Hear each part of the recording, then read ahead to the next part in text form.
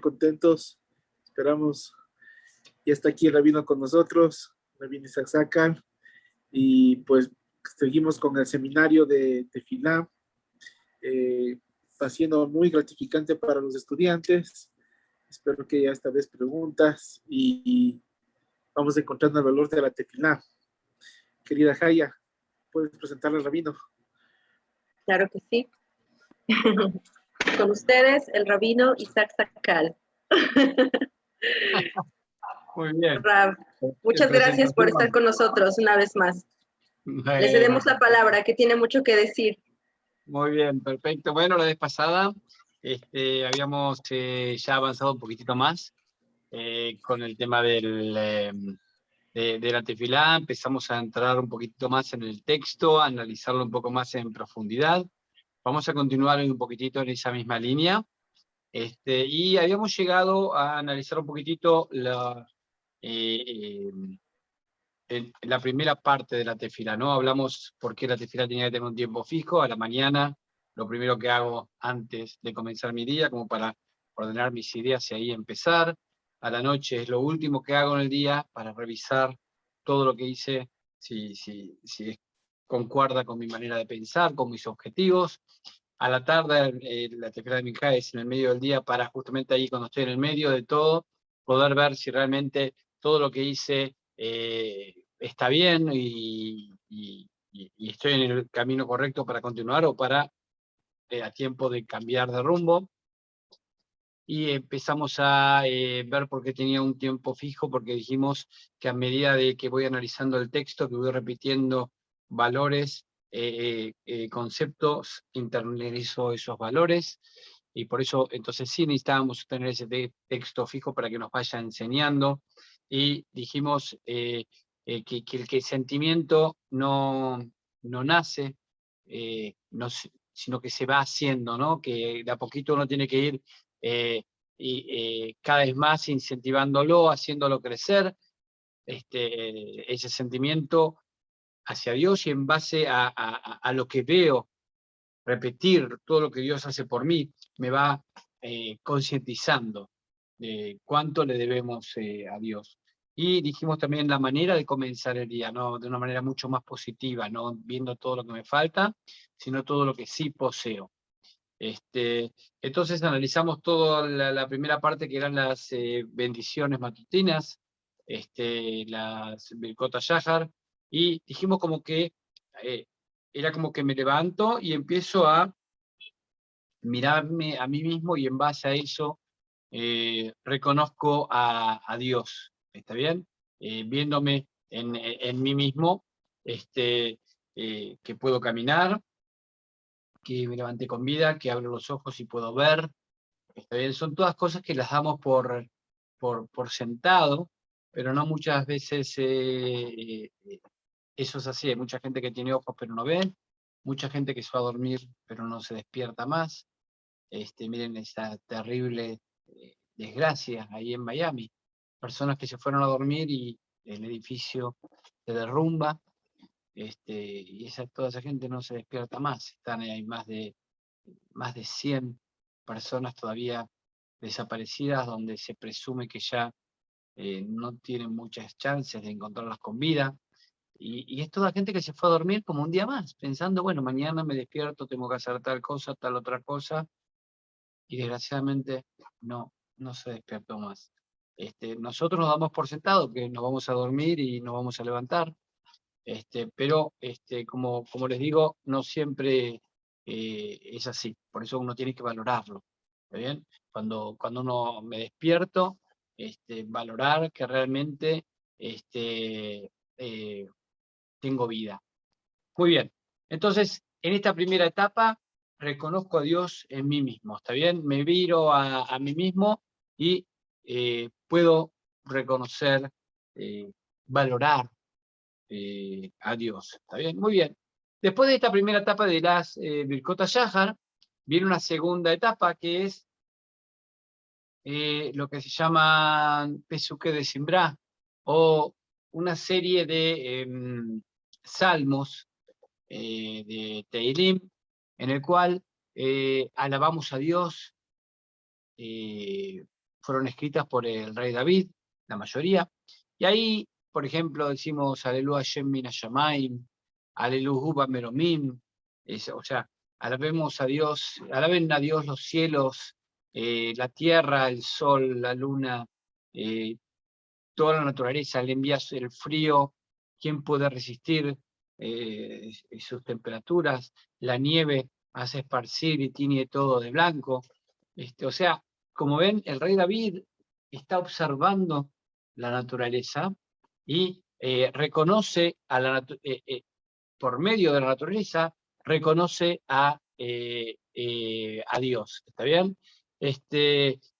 Sin embargo, si ustedes, a veces una vez me preguntaron, ¿pero cómo puede ser? Dice, por ejemplo, también otro de los versículos dice, los cielos hablan acerca de la grandeza de Dios. Y uno dice, pero yo no escucho nada.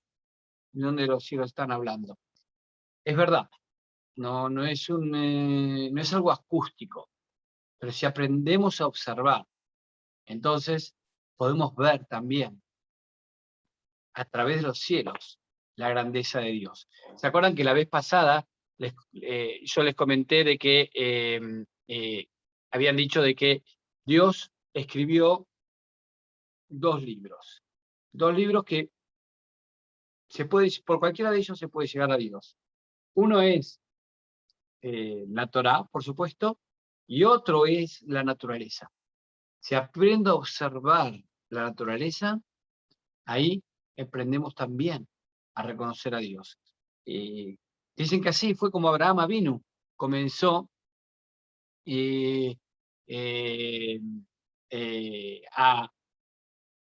a descubrir a Dios en base a observar. Dijo, es imposible que en base a toda esta belleza, esta perfección de la naturaleza, no haya alguien por detrás que lo esté manejando. Miren, el problema que tenemos los seres humanos es que perdimos la capacidad de asombro. Ya nada nos maravilla, nada nos asombra. Todo tiene una explicación y ya. Pero, por ejemplo, las temperaturas o las estaciones del año, es todo un perfecto equilibrio entre, o sea, ustedes saben que la Tierra gira alrededor del Sol, ¿ok? Y en base a eso es que tenemos la temperatura y las estaciones del año. Si la Tierra estuviese un poquitito más lejos del Sol, la temperatura sería drásticamente tan baja que no podríamos vivir. Los seres humanos tenemos un rango bastante pequeño de temperatura que podemos soportar. Si tomamos las temperaturas que existen en el universo, nosotros los seres humanos podemos vivir en una temperatura de entre unos menos 10 grados hasta 40 grados. Miren ahora en Canadá y en el norte de Estados Unidos, en el noroeste de Estados Unidos, hay temperaturas que llegan casi a los 47 o 50 grados y la gente está desfalleciendo porque no puede tolerar esas temperaturas. Nuestro cuerpo humano, como les digo, es un rango relativamente pequeño en base a las temperaturas que se manejan en el universo. Y si el planeta Tierra estuviera un poquitito más lejos del Sol, la temperatura acá en la Tierra sería completamente inhóspita para vivir. El agua se congelaría y no existiría la vida. Si estuviéramos un poquitito más cerca del Sol, cuando hablo de un poquitito, de verdad me refiero a poquito, no mucho, no estamos hablando de wow, cientos de miles de kilómetros, no, de verdad, unos kilómetros más cerca a la órbita terrestre alrededor del Sol, la temperatura sería muy elevada, el agua se evaporaría, nosotros mismos no podríamos tolerar ese calor y también nos moriríamos. O sea, es un equilibrio exacto la distancia que está el planeta Tierra del Sol. Y esa distancia también es lo que permite que la Tierra orbite alrededor del Sol. ¿Por qué? La Tierra gira a una velocidad alrededor del Sol, ¿está bien? Siempre cuando algo gira alrededor de otra cosa, hay una ley física la fuerza centrípeta o centrífuga, algunos le dicen, que cuando algo gira, a mayor velocidad que gira, recibe un impulso hacia afuera más fuerte. Cuando más rápido va, más fuerte es el impulso hacia afuera que recibimos, ¿no? Desde el centro hacia afuera. Cuando más lento giramos, entonces es menos la fuerza que nos empuja hacia afuera. ¿Vieron que a veces uno hace una ronda y empieza a correr y baila mala en todos una ronda y de pronto suelta la mano y ¡boom! Sale volando para atrás? Bueno, eso es producto de esa fuerza. Por otro lado, si bien la Tierra gira alrededor del Sol y está teniendo una fuerza que la empuja hacia afuera, la Tierra se mantiene dentro de la órbita y no sale porque hay otra fuerza que equilibra esto, que es la fuerza de la gravedad. ¿Está bien? En el Sol, que es una masa muy grande, nos atrae. ¿Está bien? La ley de la gravedad dice que dos cuerpos con una masa grande se atraen mutuamente, como si fuera un imán. ¿Está bien? Entonces, el Sol nos atrae. Pero como la Tierra gira rápido, también hay una fuerza que nos empuja hacia afuera. Y estas dos fuerzas están en un equilibrio exacto. Por eso es que podemos girar y estar todo el tiempo dando vueltas. No nos acercamos al Sol. Si girásemos un poquitito más despacio, de a poquito la fuerza de la gravedad nos atraería al Sol y estaríamos cada vez más cerca, como una espiral, hasta que nos chocaríamos con el Sol. Si girásemos un poco más rápido, unos cuantos kilómetros más rápido, entonces de a poquito nos estaríamos alejando y cada vez la temperatura sería más fría y moriríamos. Fíjense qué equilibrio exacto hay en la naturaleza, que es lo que permite que la vida exista. Y es tan pequeña, un pequeño cambio y ya todo eso se pierde, ese equilibrio. Fíjense que hasta el día de hoy, a pesar que se han descubierto miles de galaxias, y en esas galaxias hay miles de planetas y sistemas de estrellas con planetas rotando alrededor, todavía no se ha descubierto uno que tenga las características como para poder soportar la vida tal y como la conocemos nosotros. ¿Sabés lo que le digo? Cuando uno aprende a observar todo eso, dice, wow, Marabuma Hashem, qué perfecta es este equilibrio que creaste aquí en el planeta Tierra, que es lo que permite que haya vida. Entonces, como les digo, a lo largo de los Mizmorim, de los salmos que decimos en esta parte de la tefilá, aprendemos a reconocer a Dios, aprendemos a observar la naturaleza, aprendemos a no ser insensibles, nos obligamos a observar. Miren, nosotros, la tefilá, como dijimos, tiene días, tiene horarios por día, ¿está bien? Que también eso nos obliga a tener que observar. Un día es el tiempo que la Tierra gira alrededor de sí misma. El mes tenemos Rosh Hodesh, es todo una fecha especial, se agrega una tefilá especial por Rosh Hodesh, tiene que ver con el ciclo lunar. El año tiene que ver con el ciclo solar. Ven como que estamos obligados a observar la naturaleza que nos rodea. Por cada cosa que sucede decimos una verajá. Cuando ocurre, por ejemplo, vemos un relámpago, decimos una bendición a Dios. ¿Está bien? O el ruido de un trueno. Todos esos fenómenos físicos, naturales, que nos parecen obvios y lógicos, el judío trata de descubrir a Dios detrás de ellos. ¿Está bien? Como se acuerdan del cuento que les conté al principio, el niño que estaba jugando a las escondidas y que lloraba porque ya sus amigos dejaron de buscarlo, lo buscaron durante 2 o 3 minutos y como se había escondido también, al poco tiempo dejaron de buscarlo, entonces se puso a llorar porque ya los amigos no lo buscaban y el rabino le dijo, eso mismo le pasa a Dios. Dios a veces se oculta un poquitito para que nosotros lo busquemos, tratemos de descubrirlo y nosotros, en vez de buscarlo, nos cansamos y ya miramos para otro lado, nos vamos y dejamos de buscarlo a Dios. El judío es un ser que constantemente está tratando de buscar y descubrir a Dios. Entonces, en esta segunda parte, que es lo que se llama Pesukei de Simbra, o los Salmos, aprendemos a observar a Dios, a descubrir a Dios, ya no en mí mismo, como fueron las bendiciones matutinas, sino ahora en el mundo que me rodea, en la naturaleza que está alrededor mío. ¿Está bien? Como que elevo mis ojos y empiezo a mirar a mi alrededor, empiezo a maravillarme de todo lo perfecto que es este mundo.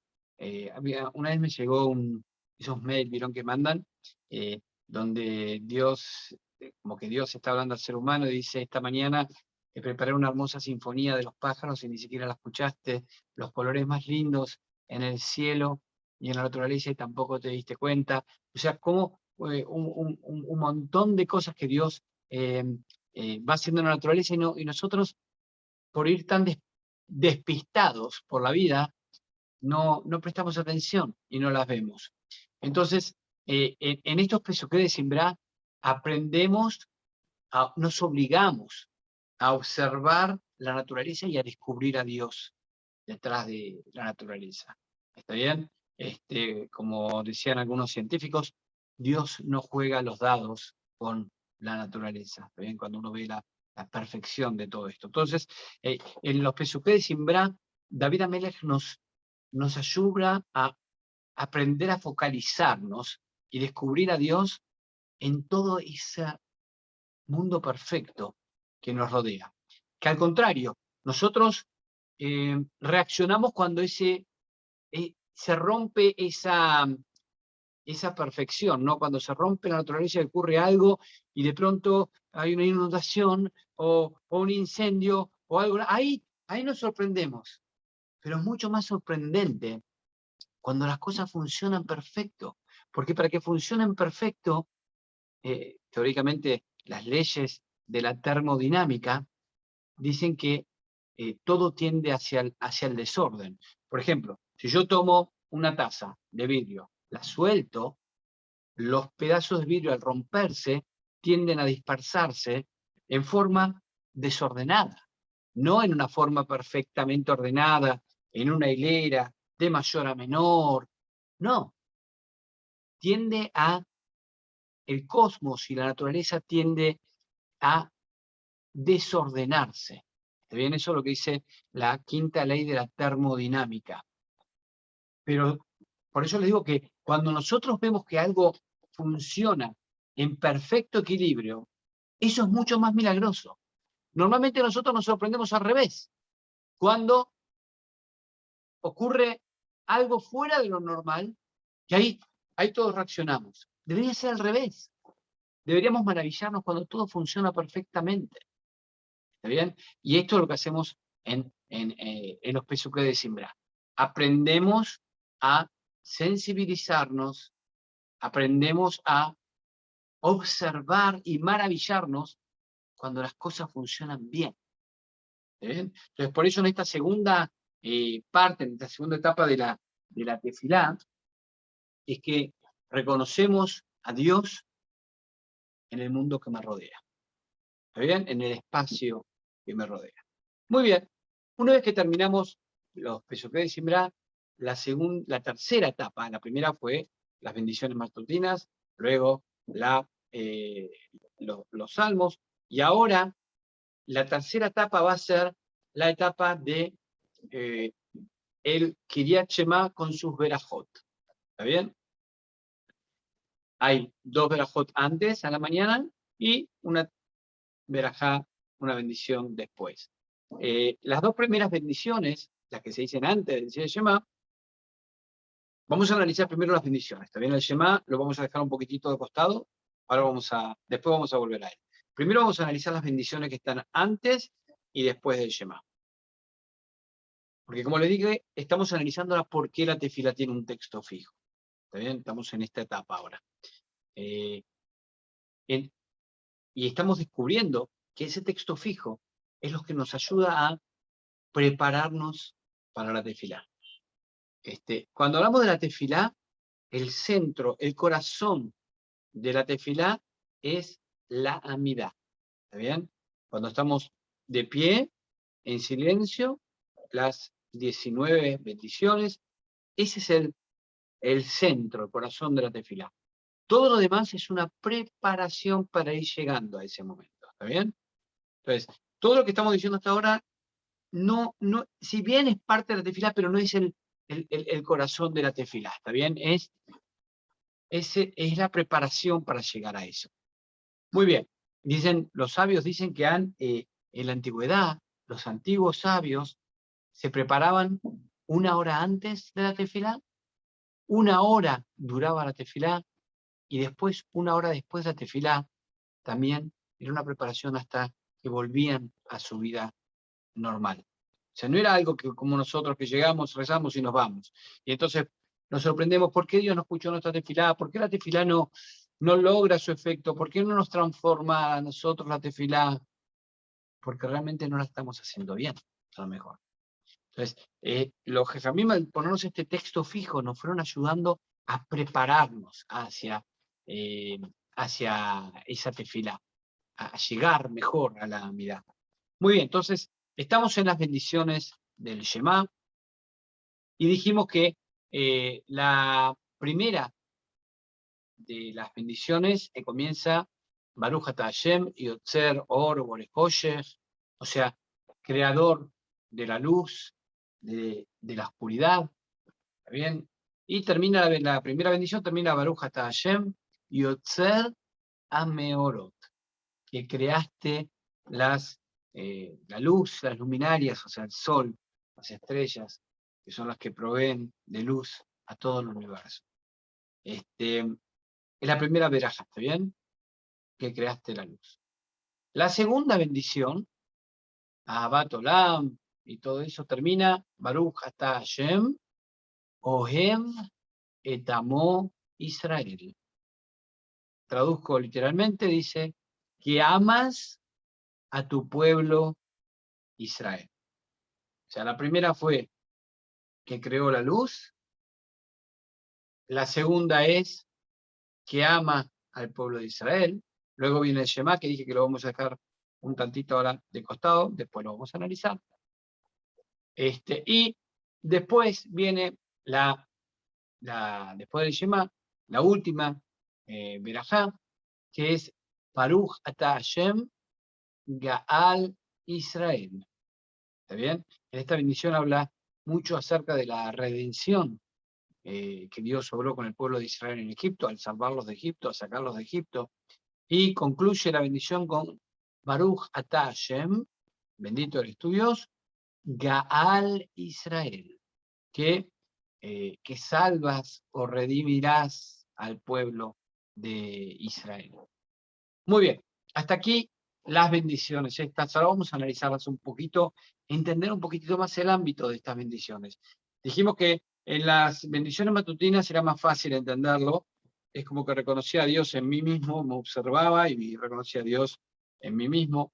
Luego en los salmos dijimos que era observar la naturaleza, el mundo que me rodea, el espacio alrededor mío, y aprender a maravillarme y reconocer a Dios.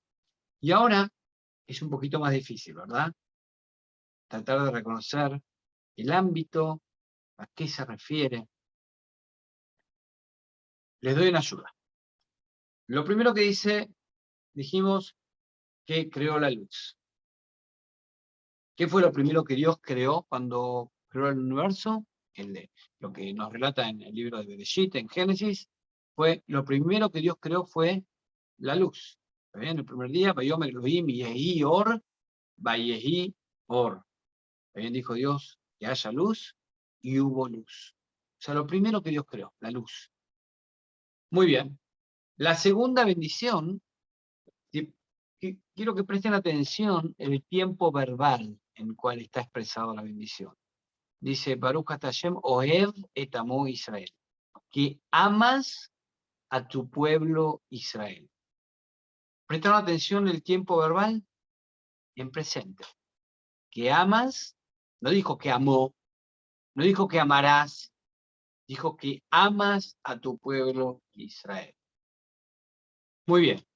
Y la última bendición habla acerca de la redención final. así como fuimos redimidos, salvados de Egipto, que así también ocurra la redención final. Ven que ahora nos estamos refiriendo ya al futuro, a la futura redención. Entonces tenemos lo primero que Dios creó, pasado, presente, la segunda bendición, amas a tu pueblo Israel, y futuro, ¿está bien? Que vas a redimir al pueblo de Israel. O sea, tenemos pasado, presente, futuro. ¿De qué nos está hablando esto? Del tiempo. ¿Bien? ¿Ven? Tiempo, pasado, presente, futuro. O sea, primero reconocí a Dios en mí mismo, después reconozco a Dios en el espacio que me rodea, ahora reconozco a Dios en el tiempo, en la historia. ¿Ok? Fíjense, estas son las dimensiones que usamos los seres humanos. Los seres humanos nos movemos solamente en dos dimensiones: espacio y tiempo. Esas son las coordenadas que manejamos los seres humanos: espacio y tiempo. ¿Está bien? Por lo tanto, ahora tratamos de reconocer a Dios en esas coordenadas que nos movemos los seres humanos. Muy bien. Entonces, observen ahora cómo me levanté, me reconocí a Dios en mí mismo, todo lo que hace por mí, todo lo que hace alrededor mío en la naturaleza para que el mundo funcione y que podamos existir y que pueda existir la vida. Y también, como dijimos, a lo largo de la historia del pueblo de Israel también. Una vez que reconocemos esto, ya nos damos cuenta, wow, cuántas cosas de verdad que tenemos gracias a Dios. ¿Verdad? ¿Cuánto le debemos a Dios? ¿Cuánto Dios hace por nosotros? Y a medida que nos vamos concientizando de eso, ahí es que aprendemos a valorar, darnos cuenta todo lo que tenemos, y ahí es cuando surge ese sentimiento profundo de agradecimiento a Dios, de verdad de sentir algo wow, como un papá con su hijo, cada vez que le dedica tiempo, que está con él, el hijo lo valora, el hijo lo ve, wow, cómo mi papá me cuidó, cómo me trató, cómo se preocupó por mí. Había una vez un cuento, un papá que llegaba tarde a su casa por el trabajo, entonces, claro, cuando regresaba, ya su hijo estaba dormido. Entonces nunca y el papá se iba tempranito a la mañana para trabajar. Entonces casi el hijo no lo veía al papá, no podía tener sentir al mejor el cariño, el amor del papá. Entonces el papá decidió hacer un trato con el hijo. Dijo, miren, le dijo, mira, vamos a hacer una cosa. Es verdad que yo llego tarde a la noche y me voy temprano, pero quiero que sepas que cada vez que yo vengo a la noche, paso por tu camita, te doy un beso de buenas noches. Cada vez que me voy a la mañana, paso también por tu camita y te doy un beso para saludarte. Es verdad que tú estás durmiendo, no te das cuenta, pero lo que vamos a hacer a partir de ahora, para que tú te des cuenta, cada vez que yo venga, voy a hacer un nudo en la punta de la sábana de tu cama. Así cada mañana cuando tú te despiertes y veas el nudo de un lado y el nudo del otro lado, vas a saber que uno fue por el beso de la noche y el otro fue por el beso de la mañana. Y así cada vez que el niño se levantaba, a pesar que físicamente no veía a su papá, pero se daba cuenta cuánto su papá lo quería. Así nos ocurre a nosotros. A veces no lo podemos ver a Dios físicamente, entonces por eso nos olvidamos de Dios. Pero cuando aprendemos a observar pequeñas recuerda memorias, por así decirlo, que Dios nos manda, y los observo y soy consciente de eso, ahí empiezo a darme cuenta cuánto Dios hace por nosotros, cuánto debería agradecerle a Dios, cuánto dependo de Él. completamente dependientes de Él somos. Entonces, por eso les digo que aquellas personas que me decían, no, yo no lo siento, no siento, ¿por qué ves a Tefila? No siento que necesito agradecerle nada de eso. Y yo, por eso le decía, eres el que más tiene que hacer Tefila. Porque ahí la Tefila te va a ayudar a abrir los ojos. Y te vas a dar cuenta cuánto de verdad tenés por hacer. Es verdad que mucha gente a lo mejor sufre en la vida. Y desgraciadamente pasan cosas malas. Es verdad, a todos nos pasan cosas malas. Todos tenemos momentos difíciles en la vida también. Pero eso no nos tiene que impedir ver otras cosas. Como a veces una nube no nos tiene que tapar todo el sol. Es verdad, la nube va a estar ahí. Pero eso no quiere decir que el sol no está. ¿Está bien? Un famoso, otro cuento más, les voy a contar.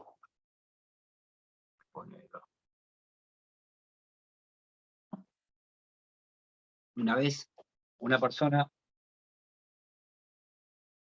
le mostraron, no falleció, y le mostraron como un par de huellas en la playa, en la orilla del mar.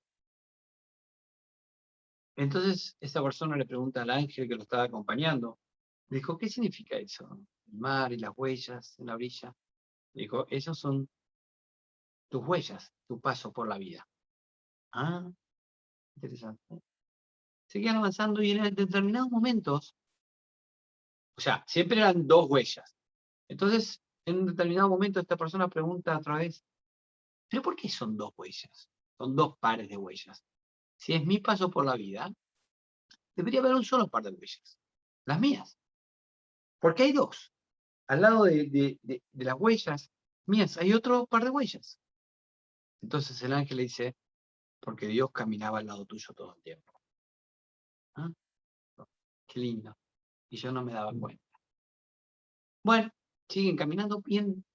Había lugares donde había, en vez de haber dos par de huellas, había un solo par de huellas. Este hombre otra vez se sorprende y le pregunta al ángel, ¿por qué ahora hay un solo par de huellas? Porque a veces habían dos y hay momentos en que hay un solo par de huellas. Entonces el ángel lo mira y le dice, bueno, en esos momentos en que había un solo par de huellas, eran los momentos más difíciles de tu vida. Momentos por los cuales pasaste por dilemas, por desafíos, pruebas que Dios te había puesto. Ah, dijo el hombre. Ok, entiendo. Siguieron caminando y este hombre ya tenía aquí en el pecho como una pregunta que cada vez le iba surgiendo. Entonces, de pronto lo mira al ángel y dice, perdón que pregunte esto, pero yo no puedo aguantar esta pregunta. ¿Por qué en los momentos más difíciles de mi vida Dios me abandonó? Venía todo el tiempo a mi lado. En los momentos difíciles me abandonó. Quedó un solo par de huellas, las mías. El ángel lo mira y dice, no, en ningún momento Dios te abandonó. Hay un solo par de huellas. Dice, en ese momento Dios te estaba llevando en brazos. Las huellas que estabas viendo no son las tuyas, son las de Dios, que te estaba llevando en brazos en esos momentos difíciles de tu vida. Y a veces nos pasa, como les digo, todos vivimos momentos difíciles en la vida. Pero eso no nos tiene que hacer olvidar o no ver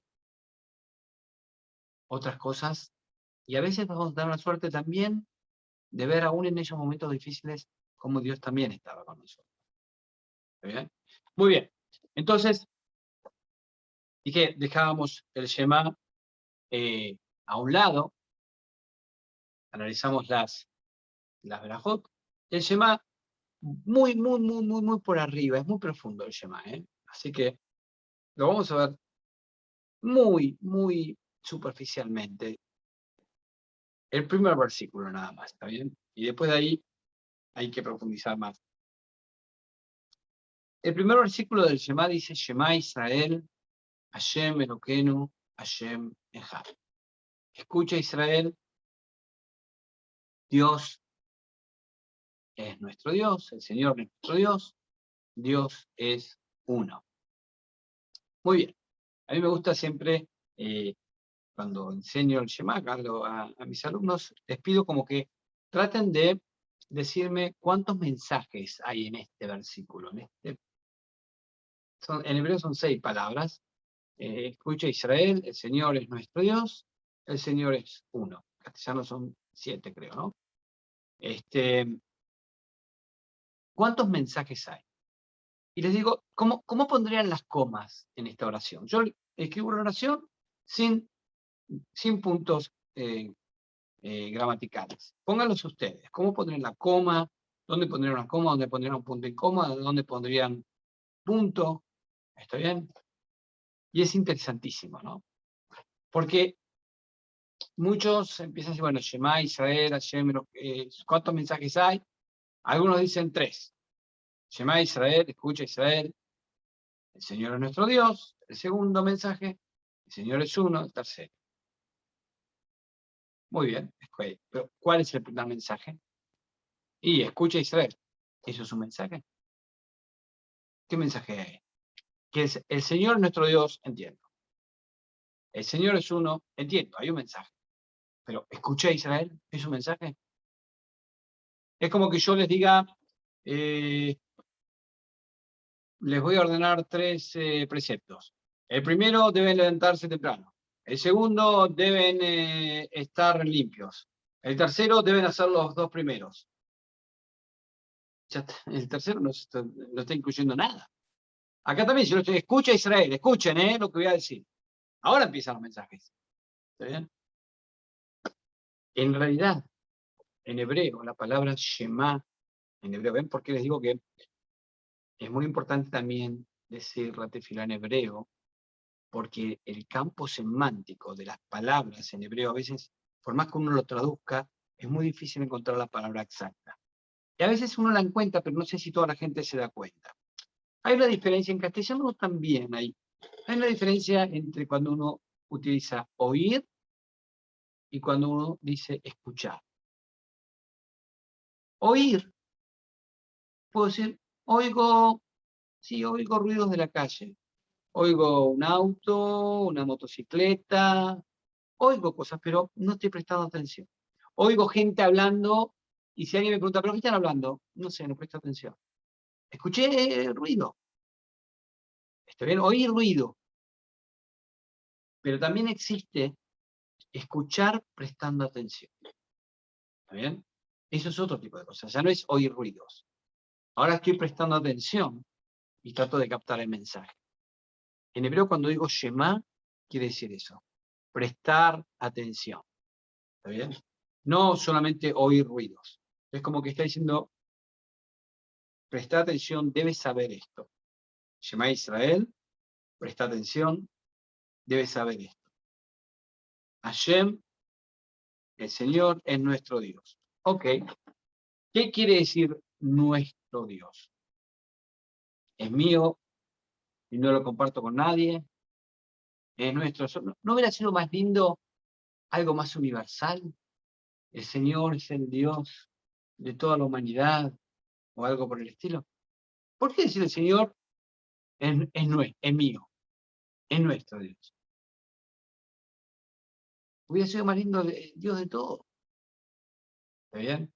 Y acá también tenemos un problemita con la traducción. En hebreo, la palabra Elohenu, que tradujimos como nuestro Dios, en realidad tiene otras implicancias. Muchas veces en la Torá, la Torá llama Elohim y se refiere no a Dios, se refiere, por ejemplo, a los jueces. Hay un versículo, por ejemplo, dice, Elohim lo tekalel. No vas a maldecir a los jueces. Ahí Elohim se refiere a jueces, a los líderes. Hay también veces que la Torá se refiere a Elohim y se está refiriendo a ángeles. ¿Está bien? Y hay veces que la Torá dice Elohim y se refiere a Dios. O sea, tienen 3 acepciones la palabra Elohim. Por eso uno tiene que analizarla en el contexto. A veces se refiere a los jueces, a los líderes humanos. A veces se refiere a los ángeles. a veces se refiere a Dios. Muy bien. ¿Qué tienen en común estas tres acepciones? Los jueces o los líderes son la gente más de categoría más elevada, está bien dentro de lo que es la sociedad humana, ¿verdad? Los ángeles son lo más elevado del mundo espiritual y Dios es lo más elevado de lo más elevado, lo más importante. Podríamos concluir que cuando decimos el término Elohim se refiere a algo importante, lo más importante.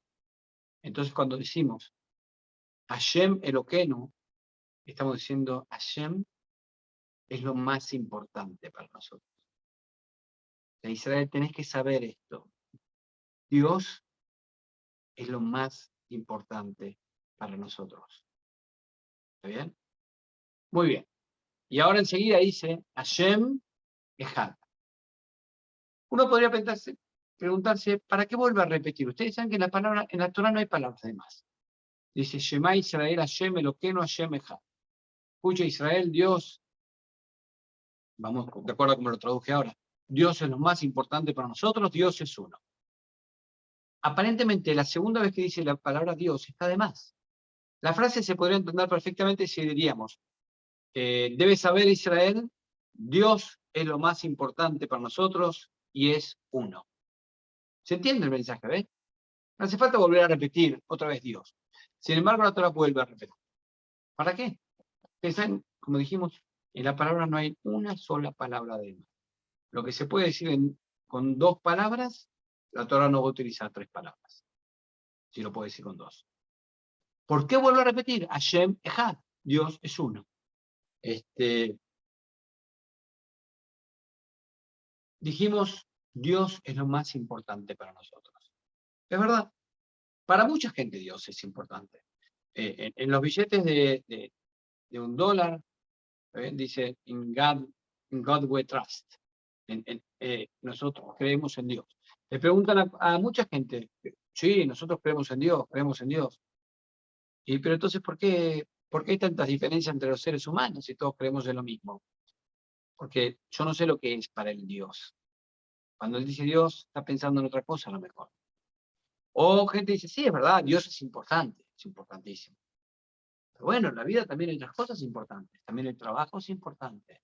También los amigos son importantes. También, no sé, lo social. Para el judaísmo, Dios es lo más importante.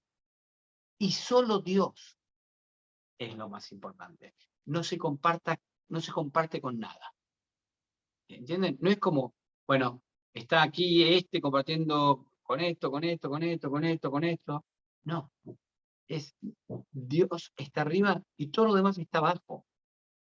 ¿Está bien? El trabajo, los amigos, la familia, lo que sea. Dios está arriba. Y todo lo demás está abajo. ¿Está bien? Entonces el Shema Israel nos concientiza. En mi vida, el centro de mi vida es Dios. Y solo Dios. No el dinero, el honor, la nobleza o qué sé yo. Con los placeres. Dios y solo Dios. Este es el mensaje desde el primer versículo. Como le dije, no lo vamos a analizar todo. Entonces, fíjense, una vez que terminamos esto, ahora ya estamos preparados para comenzar la mirada y como les dije, eso es la tefilá. A partir de ahora comienza la tefilá. Todo esto fue una preparación para llegar a ese momento de la mirada. ¿Está bien? Y si lo dice bien, entonces realmente voy a estar mucho más consciente delante de quién estoy parado. ¿A quién me voy a referir? Entonces fíjense, aquel que me dio toda mi vida, aquel le dio mi vida física de estar sano, de levantarme con vida, de aquel que hace que este espacio exista porque si no yo no podría vivir, aquel que nos protegió a lo largo de toda la historia, porque si no, ¿cuántos enemigos del turno quisieron destruirnos y no pudieron?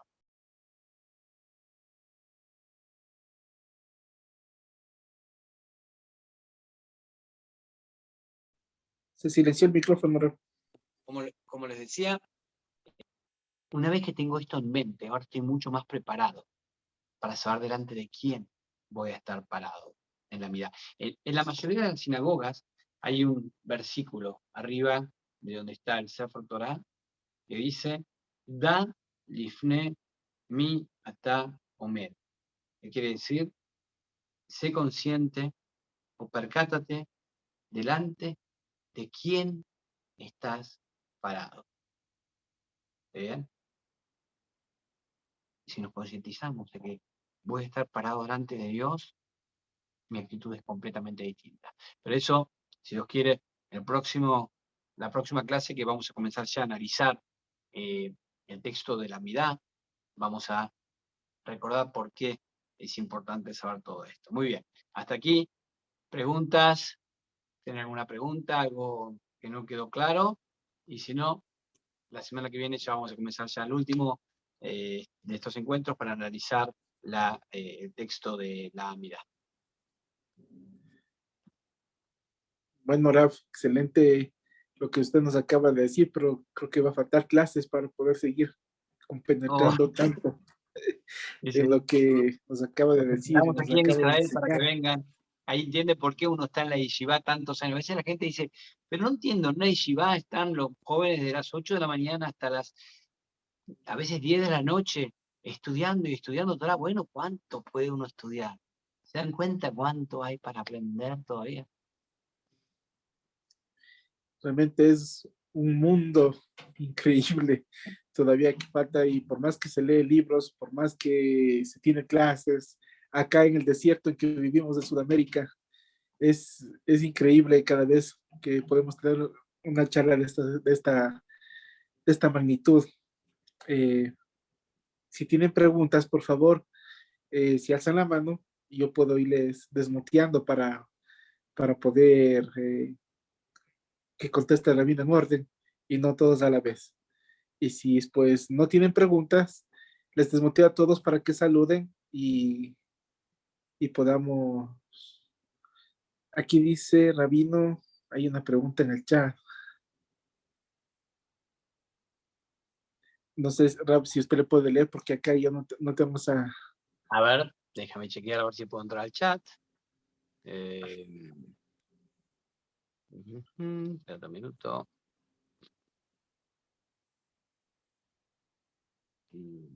Acá vamos a ver dónde está el chat. Un segundito, estoy tratando de ingresar al chat. No, no veo en el chat. Ah, sí. Rabino podría tal vez dar un consejo, lo que no se podría dejar de decir diariamente.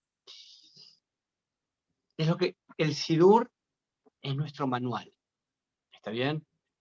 Por lo tanto, en el Sidur, ahí figura lo que es, lo que deberíamos decir todos los días, lo que no deberíamos olvidarnos. No obstante, los sabios nos enseñaron que a veces cuando uno, por diversos motivos, tiene un tiempo limitado, y a lo mejor no puede decir toda la tefilá en toda su extensión, hay partes mínimas que uno tiene que decir. Las bendiciones matutinas, uno tiene todo el día para decirlas. Si no la puedo decir a la mañana, la puedo decir después. Y después, aunque sea uno o dos de los Mismorim, de los Salmos, y el Shema, sí, ya por supuesto, el Shema con sus bendiciones y la Amidá. Está bien que eso lo vamos a ver la semana que viene. Eso es lo mínimo indispensable. Por lo tanto, los valores que están ahí adentro, es lo que nos está, al decirnos que esto no lo podemos saltear, es lo que nos está recordando que esos valores mínimos los tenemos que tratar de tener en mente cada día. ¿Alguna otra pregunta?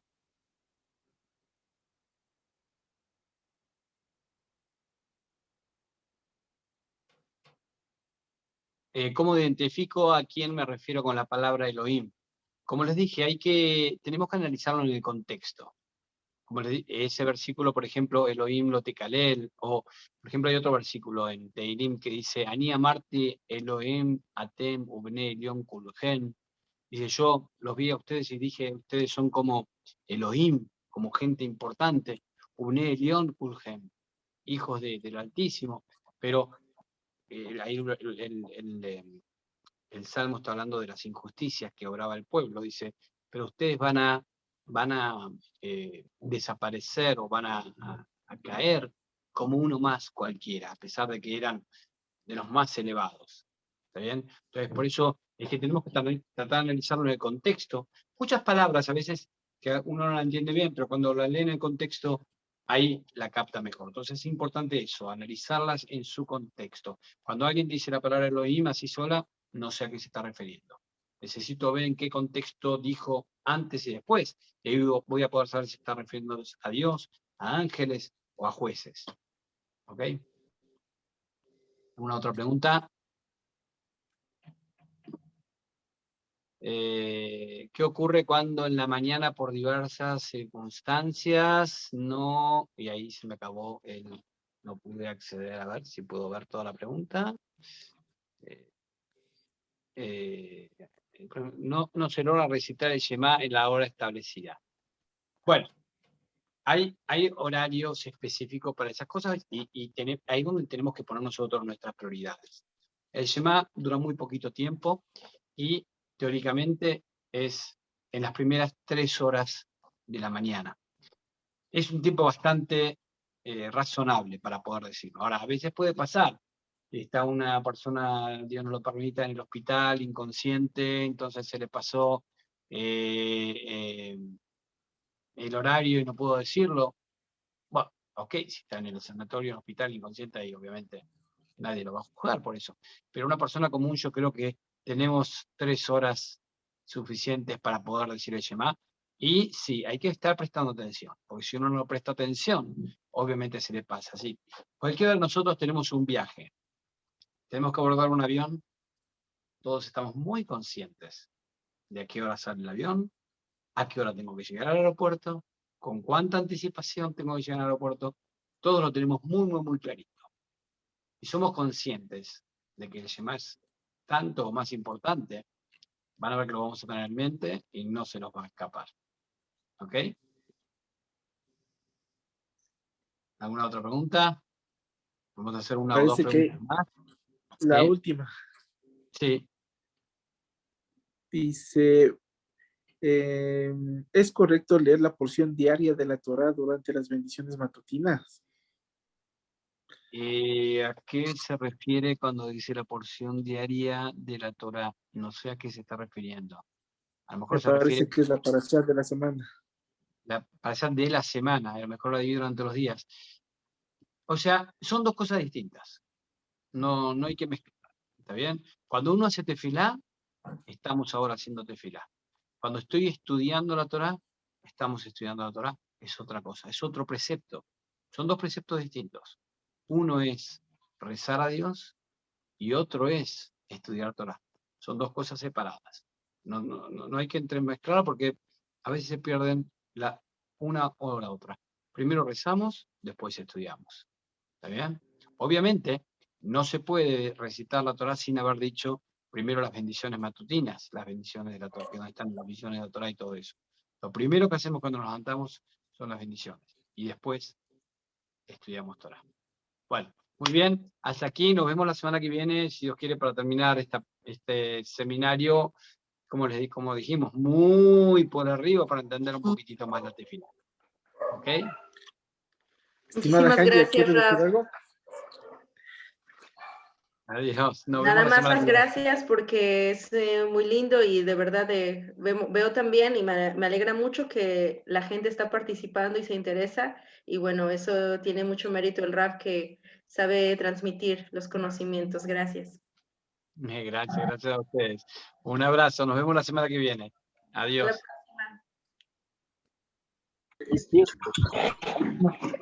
próxima.